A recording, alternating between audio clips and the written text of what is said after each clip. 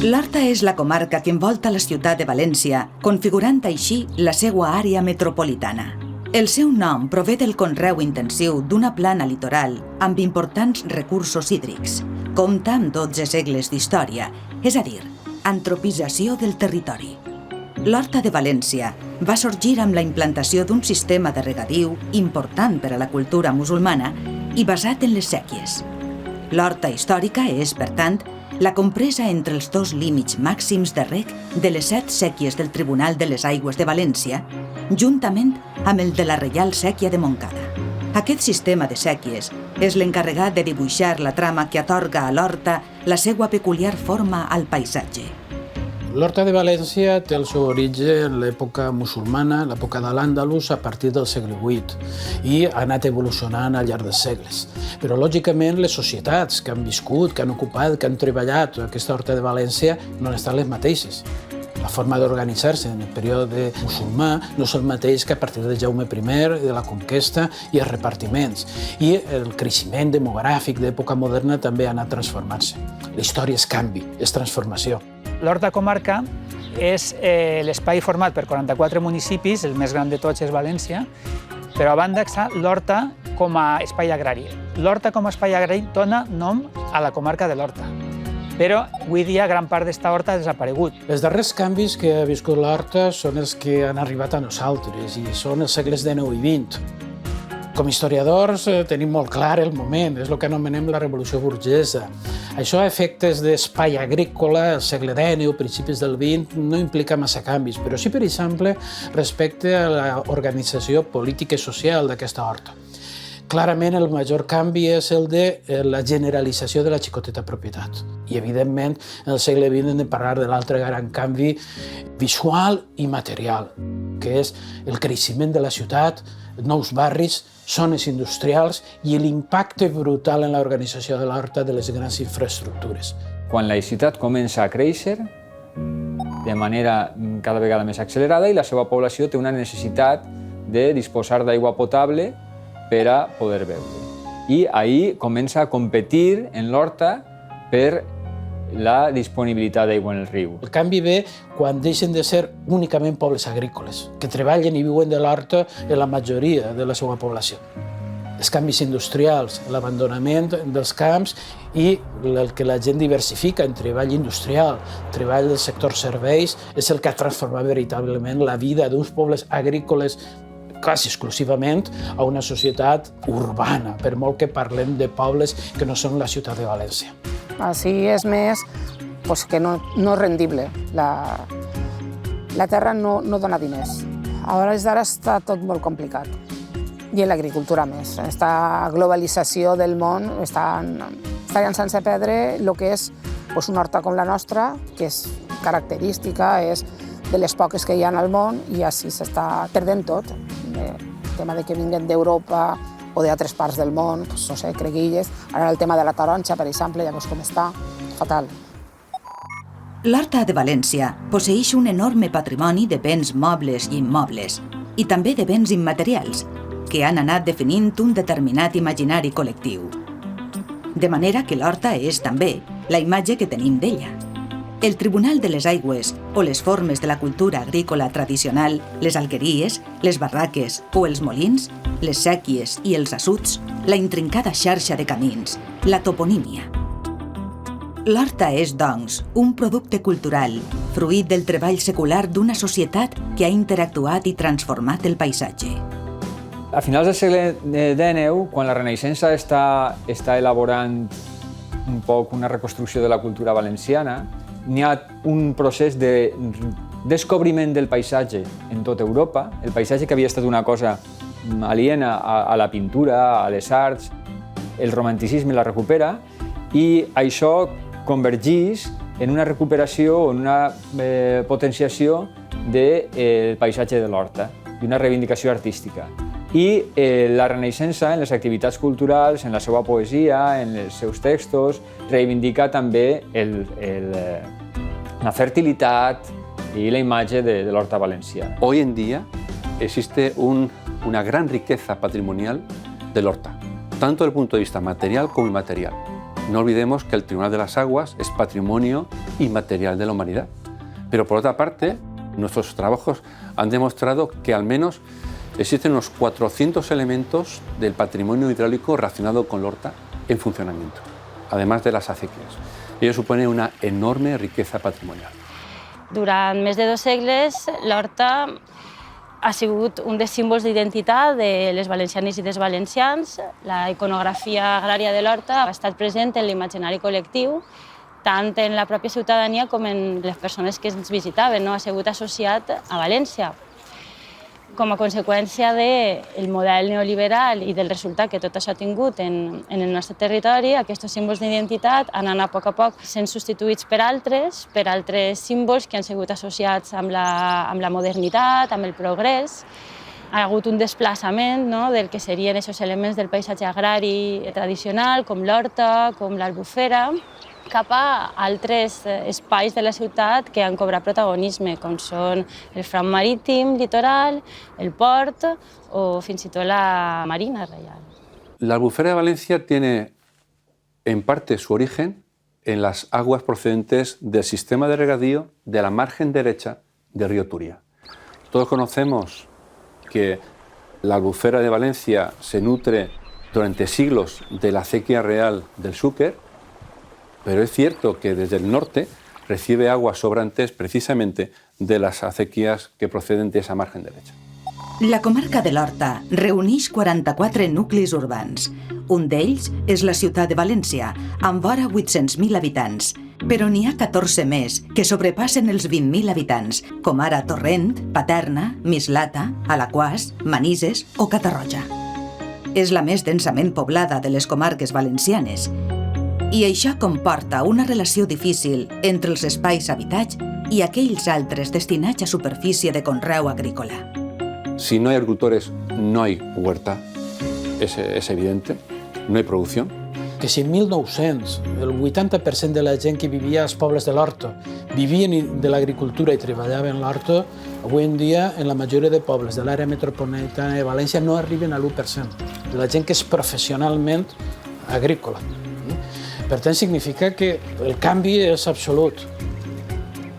Els llauradors de l'Horta venien de matí a portar al mercat els seus productes i per la vesprada molts d'ells recollien tota la brutícia dels carrers, inclús casa per casa recollien el fem i se l'emportaven en els carros cap a les seues hortes. I ahir, aquests nutrients o bé servien als animals de l'horta o bé servien als camps i els enriquien. I al endemà tornaven a la ciutat en els seus productes, de manera que hi havia un cicle de matèria també que es retroalimentava d'aquesta manera. Les infraestructures han tingut un impacte molt important en l'horta. Tal vegada els símptomes més significatius d'aquests impactes es remunten als anys 60, als anys 70 del segle passat, quan es produeix l'ampliació del port i quan es construeix el nou lli del Túria, a través de l'anomenat Pla Sud.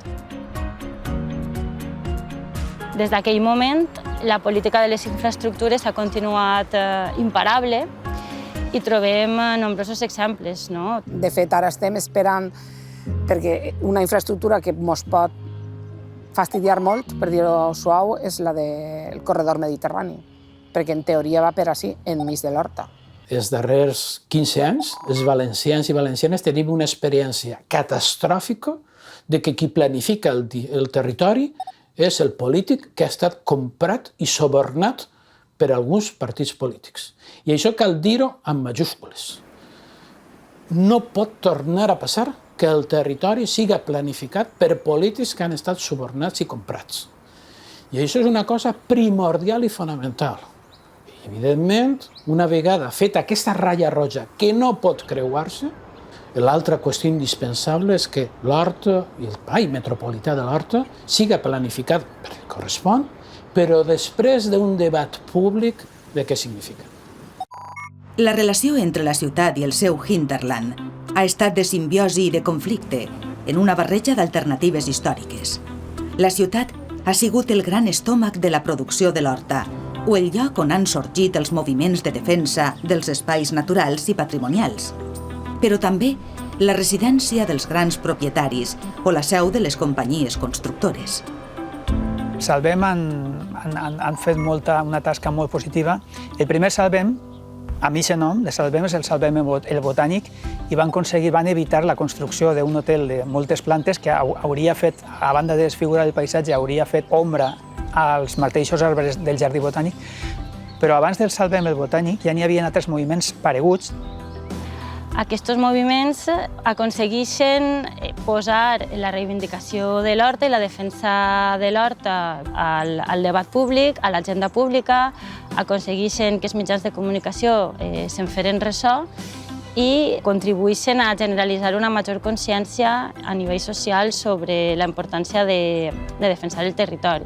Les dones han tingut molt poc que veure en aquest paper de guardianes de l'aigua, no? El Tribunal de les Aigües mateixa és un tribunal composat per homes, les comunitats de regants són eminentment masculines. La dona tractava de cuidar d'una forma especial la terra, li sabia mal utilitzar químics i fitosanitaris en l'horta i eren moltes voltes elles, les dones, les que tractaven de convèncer els seus homes perquè no utilitzaren fitosanitaris i pesticides en la seva parcel·la, perquè consideraven la terra com una mare que estava donant-nos de menjar i els sabia mal contaminar-la. En la conca de la Mediterrània europea, només es conserven 6 àrees que tenen característiques similars a l'horta de València. Tanmateix, més de la meitat del conreu existent a la dècada de 1960 ha desaparegut actualment. I l'expansió urbana i el creixement de les infraestructures estan posant en perill la resta de superfície agrícola. Per això, cal que ens preguntem si l'horta, associada al conreu de regadiu, té o no futur. I cal que ens preguntem què hem de fer perquè el tinga. L'horta té futur i qui no li veu el futur a l'horta li ho hauria de veure perquè en aquests moments n'hi ha moltes ciutats del món que estan desitjant tindre espais productius a la seva vora i espais amb valors ambientals com els que té València. Tenim uns aliments de qualitat produïts a la vora de la ciutat. I això és un privilegi, un luxe, que moltes ciutats del món no disposen i que ha de potenciar-se per a tractar de reconstruir algunes d'aquestes interaccions que en el passat generaren un equilibri entre horta i ciutat i que poden donar una bona posició, una molt bona posició d'aquesta ciutat, avantatjosa en el disseny del que ha de ser la ciutat en el segle XXI, si el que busquem és seguretat alimentària, si el que busquem és qualitat ambiental, si aquest és el model al que aspirem. Que les que es queden avui en dia no és l'horta en si, sinó jardineres. Per què aquesta frase tan agressiva? Perquè si vegem les imatges, els plànols de 1900, la fotografia aèria de l'horta de València de 1956, el vol americà, el que vegem és un puzzle de parcel·les, de camins de séquies, dins del qual hi ha nuclis construïts, són els pobles. Però qui dona i té continuïtat és l'espai de l'horta. Si nosaltres ara vegem la fotografia aèria, ara en 2019, de l'horta de València, la vegem en Google Earth, el que vegem és nuclis urbans units, carreteres que tallen tots, dins dels quals queden espais d'horta. Això són el que anomenem jardineres de forma agressiva. Per això, la idea de que l'horta com a tal espai històric ja no existís. Ha de tindre futur perquè l'horta és el rebost de les nostres cases. Entonces, si no té futur l'horta, no tenim futur com a espècie. I a mi quasi que em donaria igual y visto lo visto, a lo millor seria lo que tocara. Espècie humana no sirve. És insostenible que puguem pensar en un model alimentari que devora petroli, com el que estem ara vivint, perquè ara estem portant els cignos de Xile, les taronges de Sud-àfrica, les creïlles de França, i aquest model és absolutament petrodependent. Entonces, o salvem l'horta, perquè tenim l'horta ací al costat, eixa deia, potser la collita ja no és perquè no té preu i acaba rotobatant-se, i és un crimen que tinguem que portar les cebes utilitzant petroli que ja no tenim d'una altra part del món, tenint aquestes cebes ahí, i la llauradora o el llaurador, segurament siga home, que està cultivant-les, tinga que incorporar-les a la terra i morir-se de fam en sa casa. No té lògica. En 2018, el Consell de la Generalitat ha aprovat el Pla d'Actuació Territorial i de Dinamització de l'Horta de València i el seu objectiu, entre altres, és la protecció del paisatge cultural. Paisatge cultural mil·lenari que ha aprofitat els recursos hidràulics escassos de la conca mediterrània per a fer una horta de gran qualitat. Se debe de facilitar, ofrecer oportunidades para que el agricultor siga manteniendo su práctica agrícola. Para ello entendemos que hay un factor fundamental, entre otros, un factor fundamental, y es la comercialización. De alguna manera entendemos que se debe de garantizar unos precios más rentables a través de una relación más directa entre el productor y el consumidor. Posiblemente el mercado de proximidad, que en los últimos años se está potenciando, sea una de las líneas más interessantes en ese sentido. L'horta té futur si els valencians volem que tinga futur. En primer lloc, valoritzant o donant valor a les persones llauradores, que són els grans artífecs que existisca. En segon lloc, si ens la creem, si pensem que és un tret identitari, un tret patrimonial que hem de protegir i hem de cuidar. Si nosaltres, els ciutadans, que no som llauradors, ens la creem, sí que sobreviurà. Entendemos que es fundamental la formación, divulgar los valores patrimoniales del horta entre la población. Una población formada, una población que sea consciente del valor patrimonial que tiene la huerta, tal vez sea el mejor activo para la protección de la misma.